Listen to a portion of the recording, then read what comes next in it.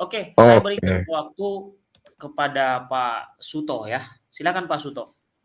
ya kita kalau berbicara mengenai Nabat 15 dan 16 ini kesininya kita, tapi bagaimana caranya kita memberikan masukan kepada mereka agar ajaran para rasul itu betul-betul dimengerti. Tapi bagaimana orang dia bahwa yang mendirikan gereja itu jadi batu karangnya itu bukan Rasul Petrus tapi Yesus sendiri. Jadi dari info pondasinya aja sudah degradasi. Itu juga keliru Pak Suto. Iya. Pernyataan mereka yang mengatakan Yesus mendirikan gereja di atas dirinya karena Martin Ya. Luther bersama dengan kawan-kawannya mengatakan tidak ada gereja yang kelihatan yang didirikan oleh Kristus. Nah, itu. Tapi kan di Indonesianya kan yang digerakkan secara sporadis itu kan itu.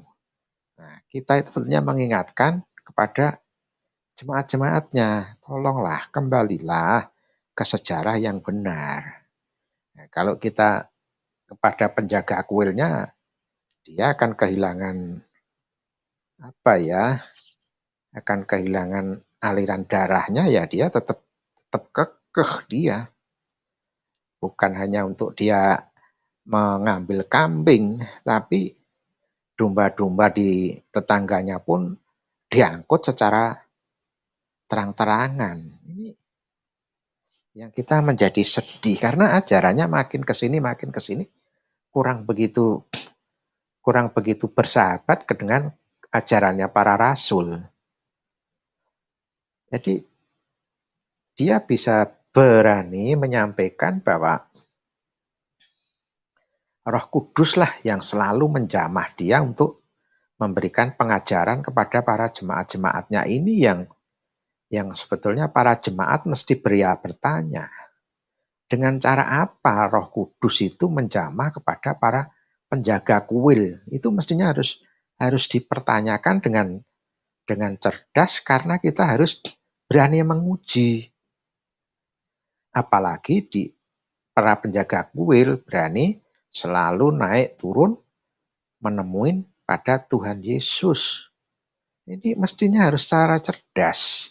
Para jemaatnya itu menguji akan perkataan-perkataannya apa yang disampaikan oleh penjaga kuil itu. Harus diuji. Apa benar yang diajarkan melalui sejarahnya yang disampaikan oleh para penjaga kuil kepada jemaat itu harus diuji. Mumpung sekarang ini zaman internet, kita mengujinya cukup gampang.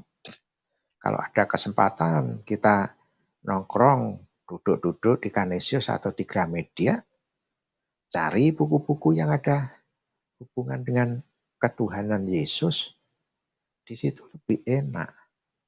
Tapi ya, bagaimana ya? Dia sudah ternyenyat, sudah bertahun-tahun, dia diberi asupan yang kurang pas. Akhirnya jadinya ya juga apa yang kita sampaikan dia selalu menolak. Karena dia bagaikan gelas yang setengah isi, setengah kosong. Nah, ini harus kita buang dulu, gelasnya harus kita kosongkan. Manusia, kalau buah pikirannya sudah setengah isi, setengah kosong, ini sangat gampang diberi asupan setengah benar, setengah hoax.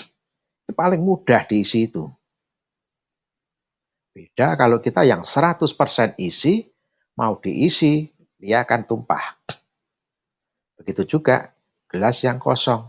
Begitu diisi, akan kelihatan mana yang kotor, mana yang bersih. Tapi kalau setengah kosong, setengah isi, diisi setengah benar, setengah hoax, telan aja. Ini yang perlu kita menyadarkan kepada umat-umat itu. Jadi kita pengajaran Katolik melalui channelnya Dik Kia dan channel Katolik yang lain, ayo kita sama-sama memberikan asupan yang benar kepada saudara-saudara kita yang selama ini di dalam buah pikirannya adalah setengah isi, setengah kosong ini. Harus kita perjelas. Lalu mengisi setengah kosong, diisi asupan yang benar, akan kelihatan. Dan dia tidak bisa menerima, meskipun dia telan, tapi dia tidak bisa menerima, karena tetap kotor. Itu. Jadi kita harus membersihkan pola pikir yang setengah benar, setengah hoax. Ya, kita ada salah satu seorang yang selalu sibuk berselancar di YouTube kanalnya orang Katolik, selalu itu aja yang dimasalahkan ya, karena pikiran dia setengah benar, setengah hoax. Kita isi yang benar, tetap akan jadi kotor di pola pikirnya dia. Ya, ayo kita jangan bosan-bosan untuk membersihkan pola pikir yang setengah kosong, setengah isi ini, biar menjadi pola pikir yang jernih, dan dia bisa menguji apa yang disampaikan oleh para penjaga kuilnya itu. Dari saya itu aja, terima kasih, berkat dalam.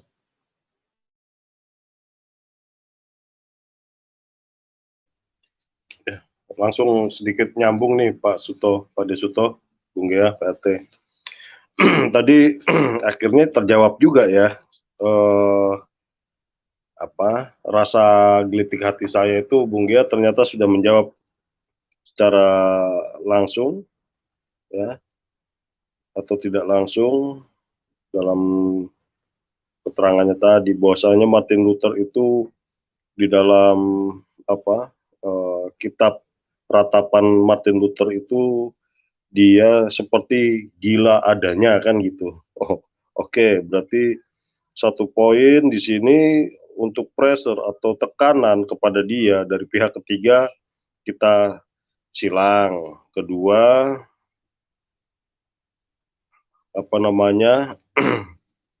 secara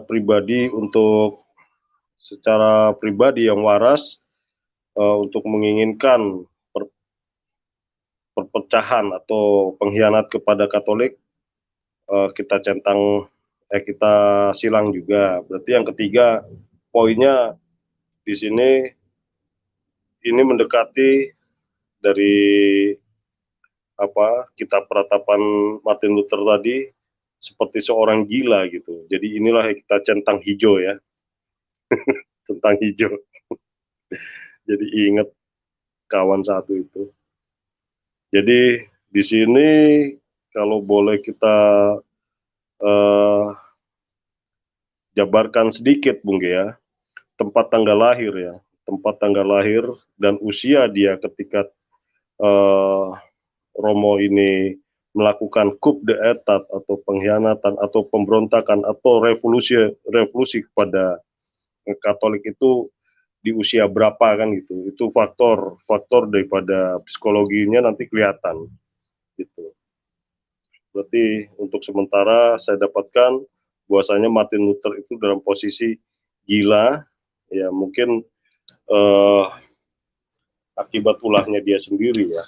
Karena siapapun yang menentang daripada dogma atau kebenaran sejati atau di dalam hal Katolik itu konsili ya, itu sudah mengutuki dirinya sendiri, dan konsekuensi daripada kutuk itu adalah itu tadi, kalau orang Jawa bilang kentir ya. Jadi yang saya bingung kenapa umatnya bisa mengikuti peradaban yang gila ini, peradaban baru yang gila ya. Ya sekali lagi ini kan internal Katolik sebenarnya ya, saya bebas aja karena beliaunya kan internal Katolik, kita bicara ketika masih internal Katolik dan anatemanya. Setelah anatema kan nggak berbicara lain. Artinya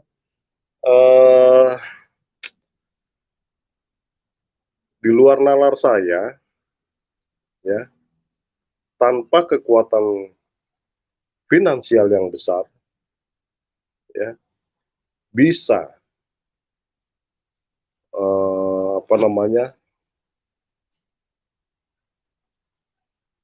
menjadikan pemberontakan ini bertahan sampai sekian ratus tahun, sampai until now ya, dan itu pun terjadi perpecahan-perpecahan terus menerus ya. Apakah mereka-mereka ini,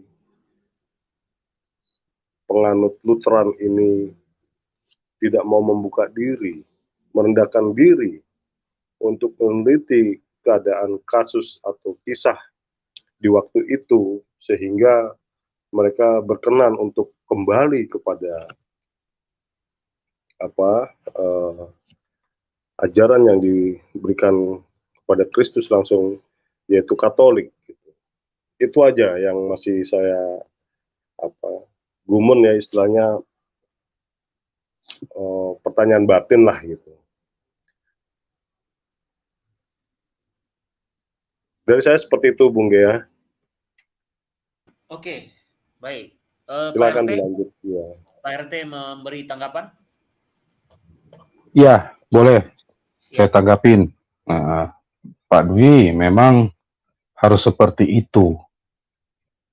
Karena kan Bapak suka mengulang-ulang bahwa kutuknya itu melekat terus sampai ke anak cucunya, toh. Itu Yeah. sama dengan peristiwa dulu di Israel. Mereka mengatakan biarlah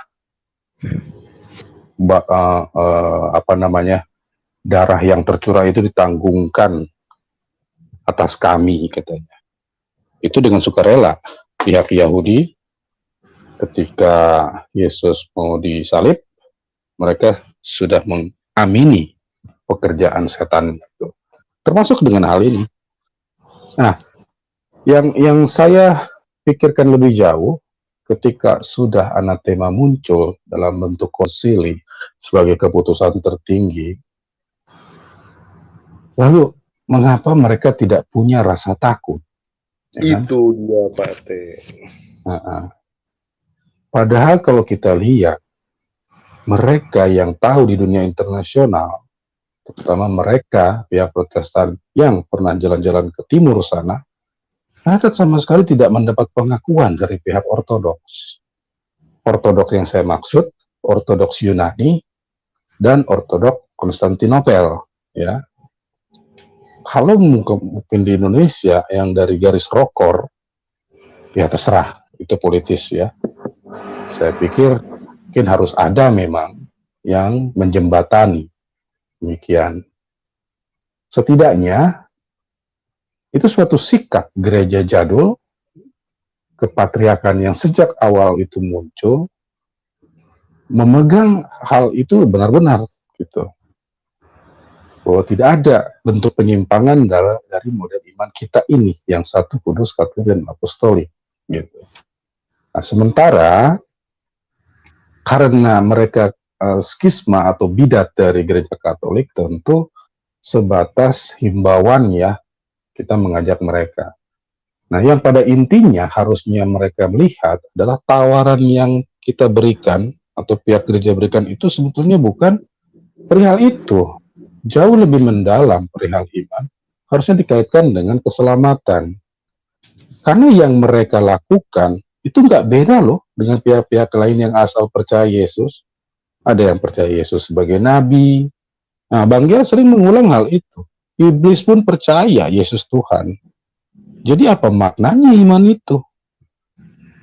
Nah, ini sebuah penguatan bagi kita Katolik awam, bahwa pola pikir kita harus sedemikian ya, karena bentuk mereka mengajar atau menyampaikan di publik itu udah lupa diri sama sekali, udah nggak ngerti lagi akan sejarah.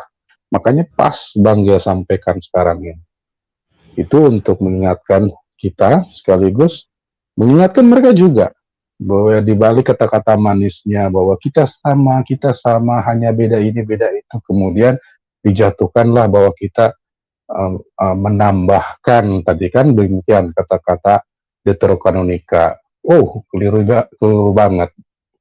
Ya, jadi kalau kita mau lihat bahwa Konsili Jamnia itu adalah kelompok rabi-rabi Yahudi yang anti Kristus, Kenapa Luther juga memilih hal itu? Kenapa tidak mengambil dari gereja Katolik saja? Nah, kelihatan banget ya, ada rasa gengsi untuk kembali dari Luther, kemudian akhirnya beranak pinak dengan kehancuran mereka sendiri. Kemudian teologi yang ngawur gitu. Akhirnya bisa juga mereka bergaining ya dengan aturan. Tuhan sudah mengajarkan berulang kali lewat perjanjian lama sampai kepada para rasul, itu tidak pernah diberikan kepada wanita, contohnya imam. Tapi mereka dengan serta-merta mengangkat dari perempuan. Kemudian mereka membuat tandingan, suatu pengejekan kepada Kristus yang mendirikan gereja, yang membentuk gereja ini dengan rasul-rasulnya, di mana Kristus menyerahkan mandat kepada Petrus selaku tertua dari konsili berikut-berikutnya selama dunia ini masih ada. Mereka membuat tandingan konsili, yaitu sinode.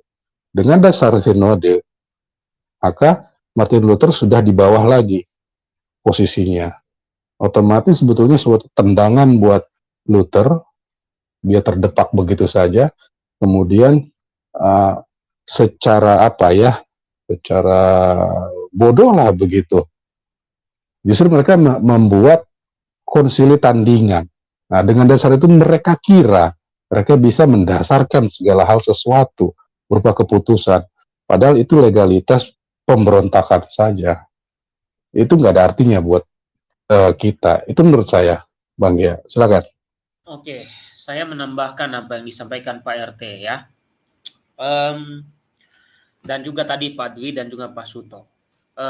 Di sini saya mencatat, saya ini seperti sekretaris jadinya ya. Yang poin pertama, tadi itu kenapa yang disampaikan Pak Suto. Sebenarnya ada pernyataan-pernyataan yang sebenarnya berasal dari ajarannya Luther. Yang juga kadang-kadang orang Katolik pakai. Agama tidak menyelamatkan kok, gereja tidak menyelamatkan kok katanya. Kenapa ada kata-kata itu Bapak Ibu? Karena Luther mengatakan tidak ada gereja yang kelihatan atau satupun gereja yang didirikan oleh Tuhan. Itu ucapan Luther. Jadi kalau ada kelompok yang mengatakan pada Anda, udahlah ngapain ke gereja Katolik, gereja nggak menyelamatkan. Ya, atau Yesus tidak mendirikan agama. Itu hasil dari ngotaknya Luther dan beberapa pengikutnya yang menyangkal apa yang dilakukan Yesus pada Matius 16 ayat 18 sampai 19. Itu yang disangkal. Emang apa isi itu? Isinya jelas, hanya terjemahan di Indonesia itu agak keliru sedikit.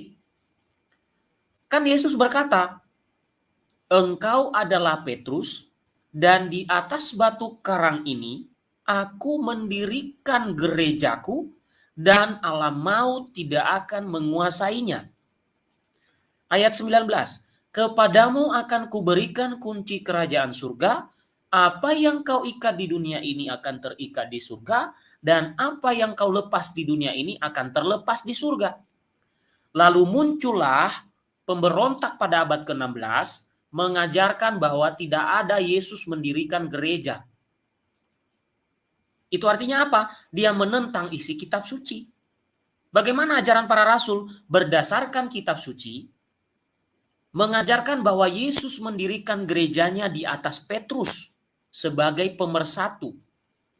Bahkan kalau kita lihat di Yohanes 21 ayat 15 sampai 19, 3 kali Yesus berkata pada Petrus, "Gembalakanlah domba-dombaku." Kalau tidak ada gereja, gembalakan siapa coba? Kalau Yesus tidak mendirikan gereja, gembalakan siapa Petrus? Itu bukti nyata dari kitab suci. Sehingga